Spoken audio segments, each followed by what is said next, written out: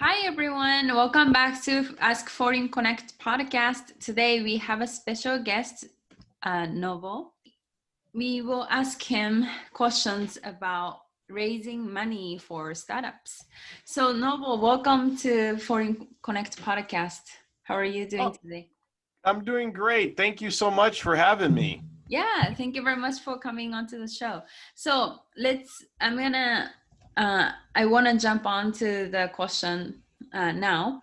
The first question I have for you is, can you tell me what you do right now? And also, you have very impressive career, like background. Can you tell me what you have been doing as well? Yeah, I mean, what I do now Yeah. is kind of a few things. Number Okay. one, we work with startup founders and even companies that are currently in the pre-seed, seed, and Series A round, and we help Mm, them find investors mm, to probably get their company just to the next level, mm, their MVP or their final product, or to help them expand. And so we typically help companies raise or find investors to raise anywhere from $1 to $5 million. But mm, I also have another role, mm, and that's as a advisor for an accelerator incubator called maccelerator.la.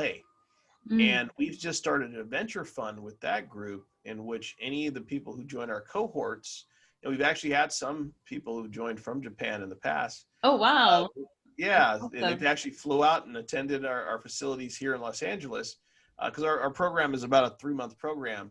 Mm, And so people who've gone through our program and joined one of our mm, cohorts, we've created a venture fund, a $15 million venture fund with the mm. goal to provide pre-seed and seed capital to 100 companies a year, ranging anywhere from $50 to $100,000 for them to basically help them launch and give them seed capital to continue to grow from our venture fund.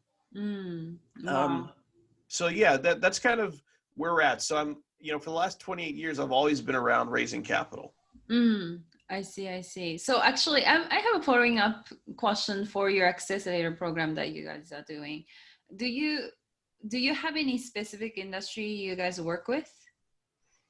We tend to be fairly industry agnostic, Mm, but there's areas that we do get a lot of people because the founder of the accelerator, Alessandro Mariantoni, mm, is originally from Italy. He has an mm, extensive network of Italian mm, uh, participants who come in and are a part of the accelerator and incubator, who are either in essential services and food. One of our mm, most successful groups is called Basil Street. They've mm, created a contactless touch pizza mm, that people can go in and get a hot, brand new pizza from a machine. They mm. just raised $10 million and they raised an additional $5 million recently, and they're looking to grow. And they started their pilot program where they're installing these contactless pizza machines across the country.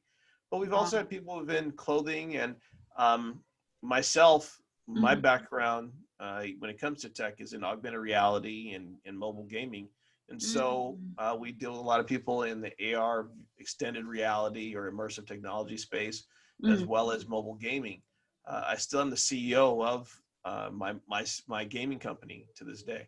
Oh, wow. I see. What is it called? The gaming company?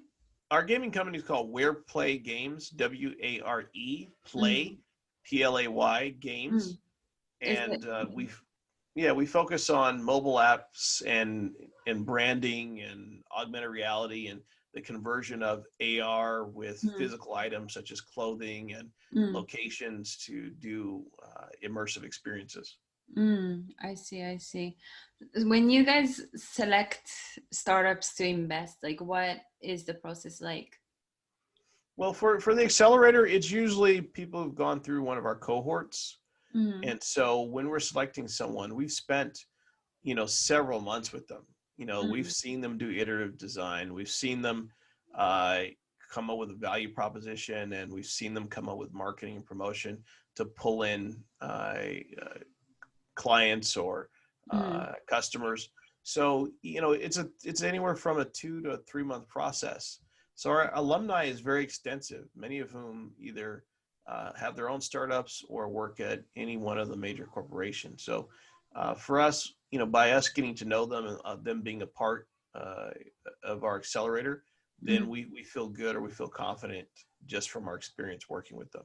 Because, listen, most startups are not the same after they start. They change. The premise changes, the thesis changes, and the ability for them to gain, to gain customers changes. But the people are the same. And if you're able to find good teams and you've trained them and you've had a relationship with them, then that's great. And so that's what we look for. People who can weather the storm, and based on their personalities, we make a lot of the investments in addition to the ideas that they bring to the table. I see. Interesting. So my next question is, so today, as you probably know, our podcast basically is a podcast to educate people around starting a business, right? So anything that relates to starting a business. So in today's episode, I wanted to feature a topic about financing, like financing a startup. That being said, my next question is, what is 506 C Exemption? Which I saw you wrote it in your website. So I wanted to know what it is. So in the US, there's a lot of ways to raise capital. And some people will go to friends or acquaintances and they'll use what's called a safe contract, made really popular by the Y Combinator. It's called a secure agreement for future equity. And then some people will use convertible notes and bonds. But there's a way that you can raise almost an unlimited amount of capital by just registering with the Security Exchange Commissions. And they're the ones who kind of manage all of the stock investments. And people usually think of the SEC, or the Security Exchange Commission, just for publicly traded companies like the New York Stock Exchange or something like that. But they also manage private companies in putting together these exemptions. And so the 506C exemption is very, very specific. And it grew out of something called the Jobs Act in 2012 in the US, in which the government was trying to find a way for private investors to gain more access to private companies before they did go big and become super popular. And the 506C happens to be one of those exemptions. It lets you raise an unlimited amount of money from an unlimited number of what's called accredited investors. And there's a specific definition for them. But it also allowed you to advertise and market almost as if you're a public company. So you can put ads out, you can put it on your website that you're selling your shares. The only thing is, you could only let accredited investors in. But up until then, there is no way for you to advertise or market your 506, your exemption, your stocks that you want to sell. You had to only talk to friends or family or know somebody or be acquainted. The 506C give everyone the same playing field to go find investors together. Is it higher risk though then?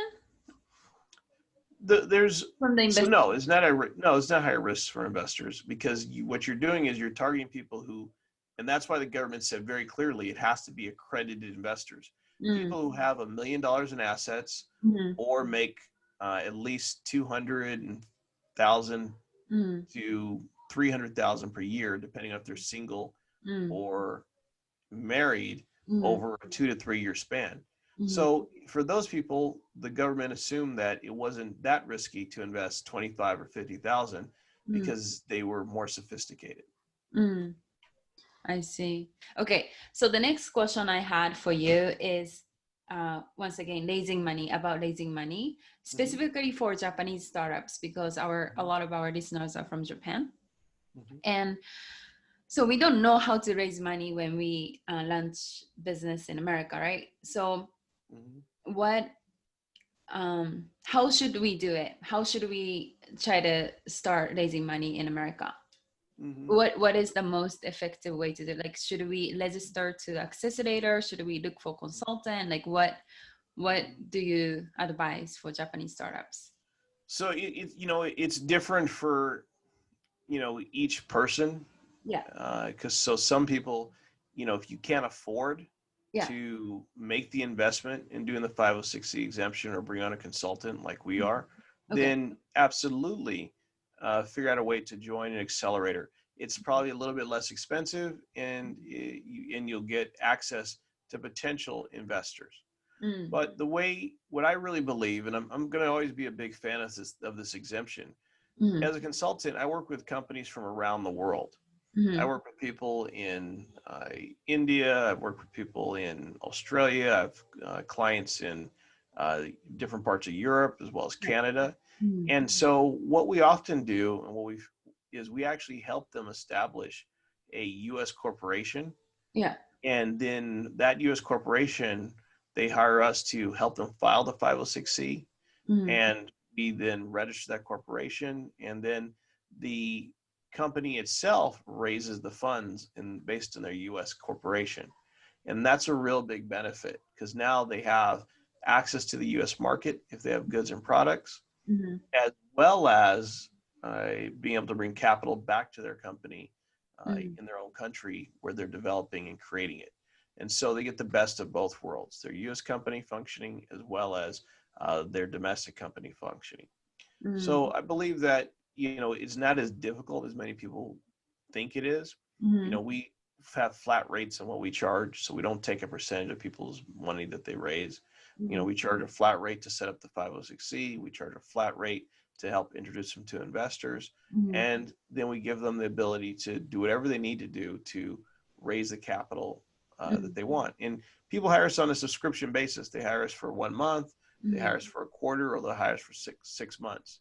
Mm. So the reality is, we really, you know, at DraKoln Capital Partners, we really help uh, startups from around the world Mm. find access to U.S. capital. And to be honest, it's not just startups. Sometimes you're an ongoing business and you need capital to grow and expand. You know, Mm. we have one group that we work with out of Australia. Mm. Uh, Great company. Mm. They have, it's called Aussie Souls. They have a great uh, like sandal that they produce, which is, you know, orthopedic doctors love. They Mm. already were doing a couple $1 million a year in Australia, but they wanted to break into the U.S. market. And Mm. so we helped set up their U.S. company. Mm. We introduced them to investors, and they're growing. They're growing now. So it could be companies that are already making some money where they're based out of, but Mm. they just want to expand and they want to show. So I think oftentimes people confuse what startup means. It's not someone necessarily starting from scratch. Mm. It typically just means a company that hasn't done any outside investment so far, or they've done seed investment and haven't gone to Series A. Mm. It can be any company, and they can actually be producing capital. And those are a lot of the companies that hire us as consultants. So I said there's two groups, right? There's a group that they're starting from scratch, Mm. complete startup, have no capital.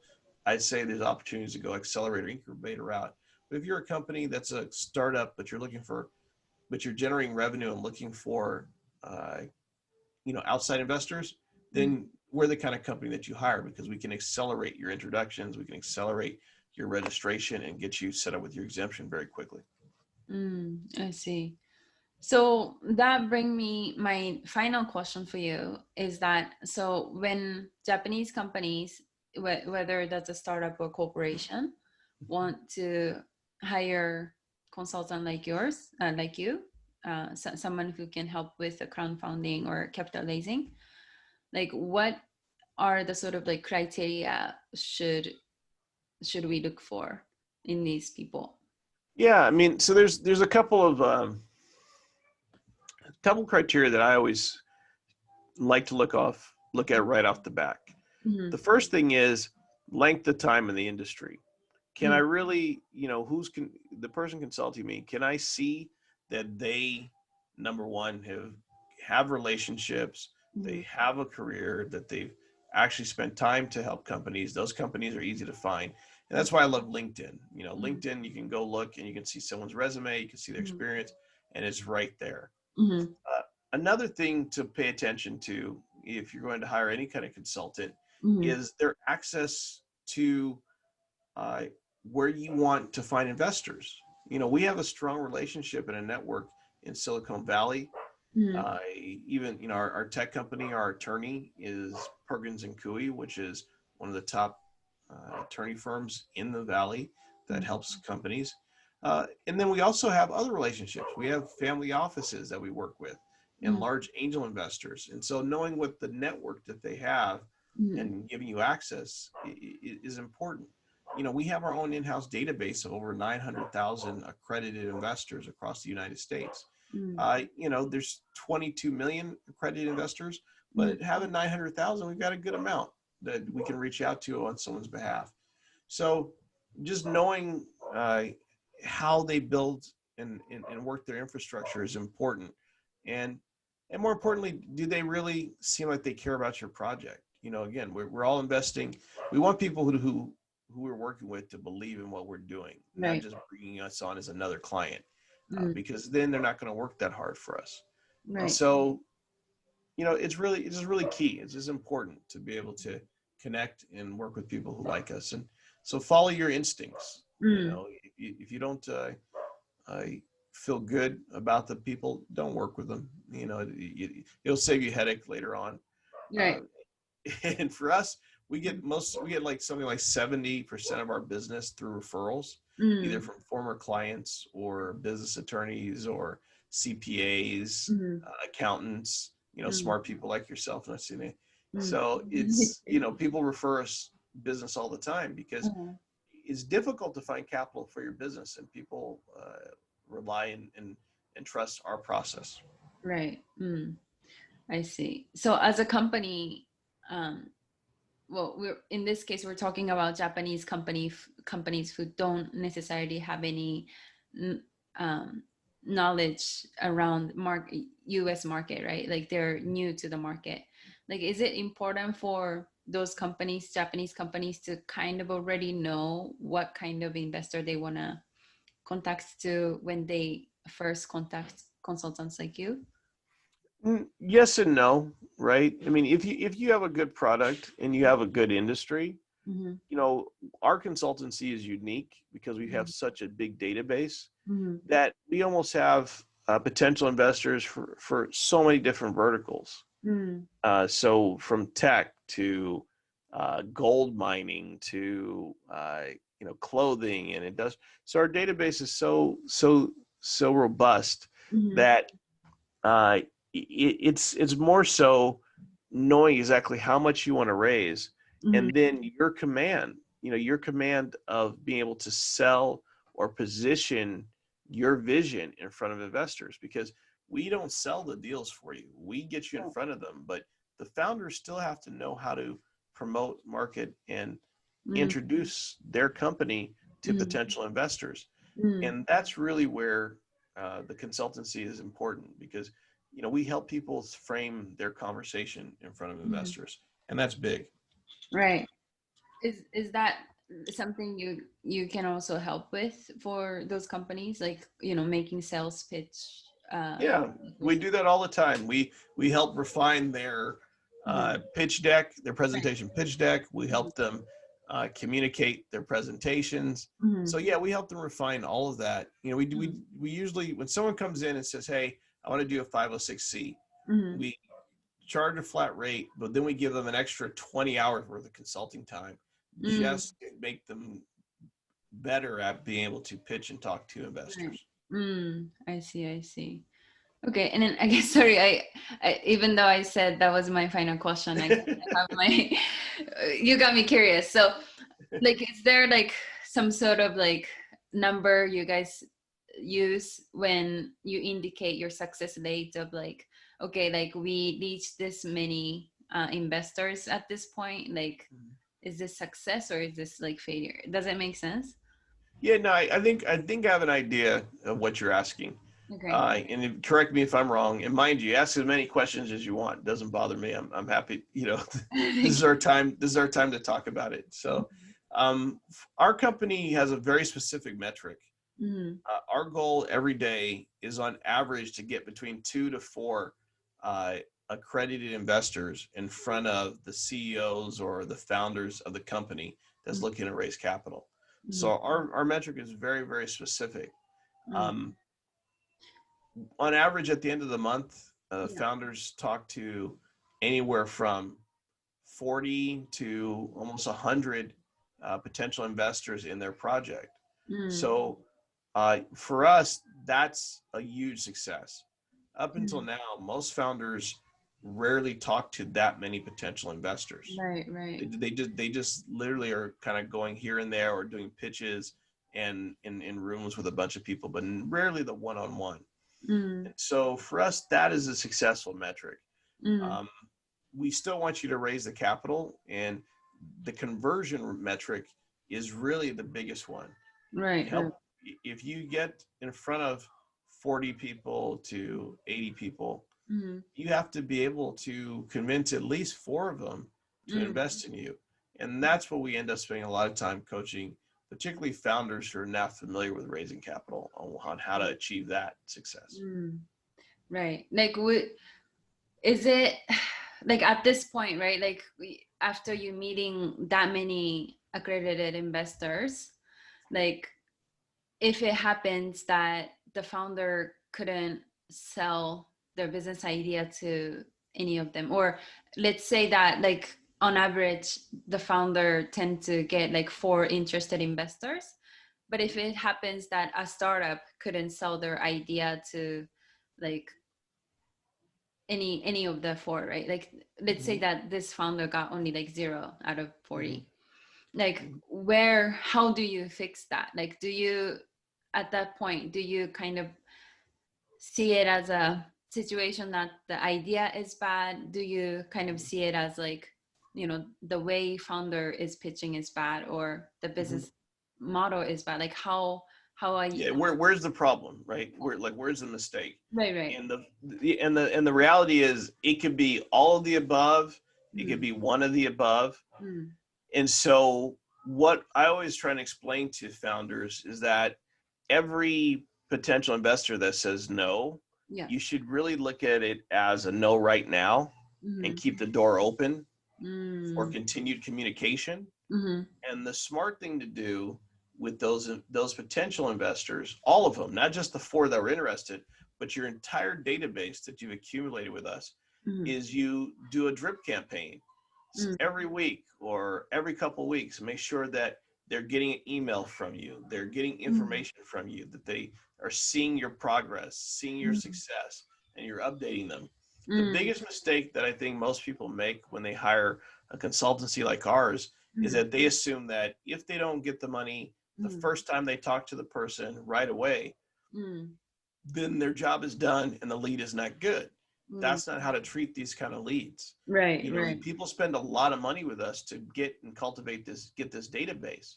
So if you're spending the money to get the database, you should actually be spending the time too to make the database your own.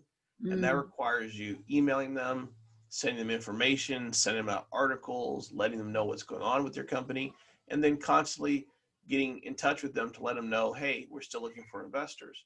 And I think that's where the big mistake is. Just because the founder didn't present the pitch right the first time, or the person didn't like it the first time, it really doesn't mean no forever. It's just no right now. And it's the same thing with the project. The project just may not match what the investors are looking to do right now. But all of a sudden, something in the news comes up and your project is good again, because everyone wants to be a part of it and they know you. And so, of course, you've been talking to them, they trust you. And then sometimes a lot of wealthy investors are tied up in other investments. They're tied up in other companies, or they're tied up in stocks, or they're tied up in tax scenarios. And so many of them just don't have the liquid capital right now. But if you stay constantly reaching out to them, when their situation changes, you become a priority because you've still stayed in their attention. And so I think persistence is really the biggest key to making that database work, because no matter what happens to the above, come on, Natsuni, we know all the time bad ideas get money. Right. Bad ideas are successful. Right. And so, it's like, it's easy to say, hey, I'm the terrible one, my idea is bad, all these negative things. But the flip side of it is, they just met you. You know, you just got acquainted with them. It's Right. like going on, you know, meeting someone at a coffee house and then immediately saying, hey, let's go to dinner. Maybe, you know, you don't go to dinner right away. Maybe you guys go meet at the park first, and you just kind of take these little steps Right. to the time you go to dinner. So Mm. that's all. I mean, it's the same thing. You're courting and interacting with investors just as if you're going on a date with someone. I see. That's a very good analogy right there. Okay, Noble. I think I got all my questions here. Well, actually, I asked all my questions now. So I sincerely want to thank you for your time today that you spent with us. And before I let you go, let's let's uh, let's tell everyone where people can find you. Yeah, you could find, it's easy to find me. And if they see my name, Noble A.Drakol, then it's easy to find me on LinkedIn. If you want to use my last name, it's easy to find me on Twitter. I'm always open for people to reach out to us. Our website is my last name, DraKoln, capitalpartners.com. And if you want to check out our games, just look up Where Play Games, the website, whereplaygames.com, or you can go to any of the app stores, Google or Apple, and find our games and you know, support us there. But other than that, you know, I love being on the show. Happy to come on anytime you need me. Thank you. Thank you so much. Thank you. Have a good day, Natsune. Yeah, you too. Thank you.